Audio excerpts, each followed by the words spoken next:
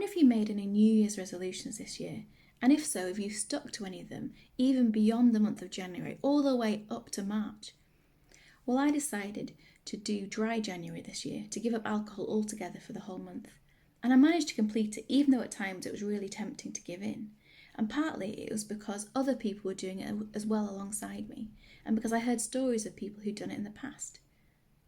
Sometimes we can be tempted as Christians to give in to temptation, or just to give in altogether, especially at the moment where we can't meet up in person at church or in our Bible study groups together.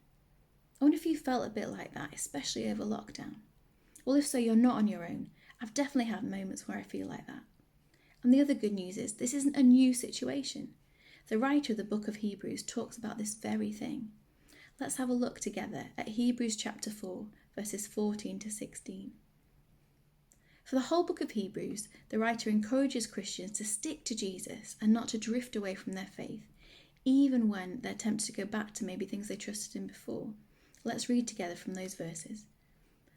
Therefore, since we have a great high priest who has ascended into heaven, Jesus the Son of God, let us hold firmly to the faith we profess. For we do not have a high priest who's unable to empathise with our weaknesses, but we have one who's been tempted in every way, just as we are, yet he did not sin. Let us then approach God's throne of grace with confidence, so we may receive mercy and find grace to help us in our time of need. The writer wants to tell us not to give in and to hold firmly to our faith, and the way he does that is to get us to look to Jesus, our great high priest, the Son of God. The only person who really knows how strong temptation is the person who never gave in to it. The person who knows how hard it is to give up smoking is the person who's never lit up again, even though they've really wanted to. The person who knows how hard it is to learn a new skill like knitting a really complicated jumper is the person who can show you a picture of it finished, even though along the way it was really difficult. The person who knows how hard it is to finish running a marathon is the person who crossed that finish line, even though every muscle was burning along the way. And verse 15 says Jesus really knows what it's like to be tempted because he never gave in to sin. He knows more than we do what temptation is like because, unlike us, he never gave in to it. If you decided you wanted to run a marathon, you wouldn't call the person you know who gave up at mile 2 for help. Or if you wanted to give up smoking, you wouldn't approach your friend who goes through 40 a day. If you wanted to knit a jumper, you wouldn't get the person who made this to come round and coach you.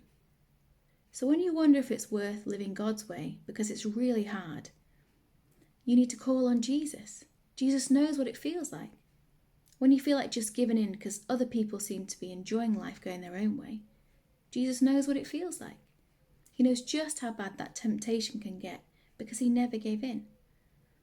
When it feels like going God's way will mean getting left out of things or being talked about behind your back or not getting the job you really want or not getting to be in a relationship with someone who's not a Christian, and you're so tempted to give in, Jesus knows how you feel.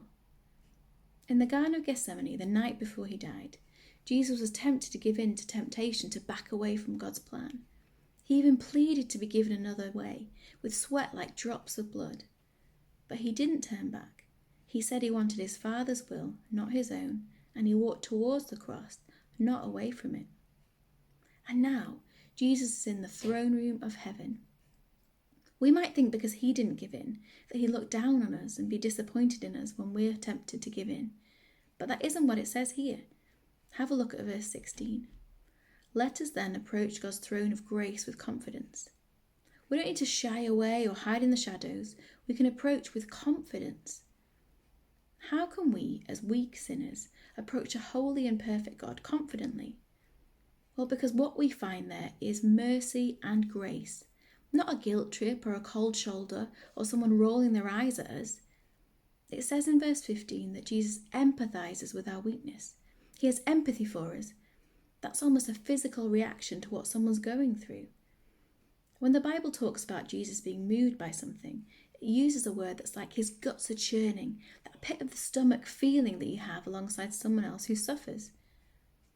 Those of you who are parents, I'm sure you feel that when you see your child going through something painful or hard. You feel it physically. Jesus, our brother, feels it when we're weighed down by our weakness. So if you feel beaten down or weary, remember that Jesus ran the race. He didn't give in. He knew that we couldn't do it on our own, and he freely offers to share his victory over sin with us. So when we fail or fall, or when we're tempted to drift away, we can feel free to confidently approach Jesus, because Jesus knows how it feels to be tempted, and he can tell us more than anyone else, I've been there, don't give in, it's worth it. Like a football coach who used to be a player, encouraging the team to keep giving it their all, because there's a championship trophy to lift at the end of it. Or a marathon runner, standing on the finish line wearing their own medal around their neck that shows they made it, cheering people on as they're tempted to quit at mile 2 or even mile 25. Someone who's been there is the best person to help you to keep going.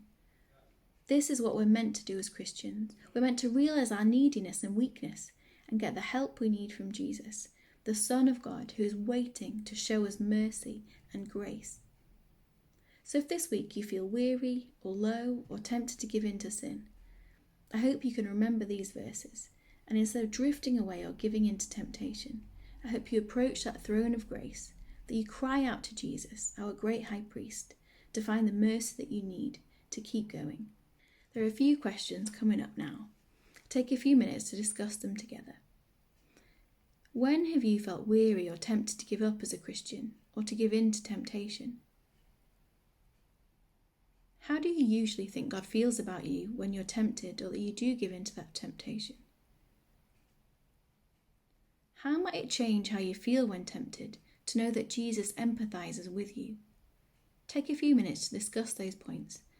Maybe press pause in the video and press play again in a minute so that you can have some prayer ideas.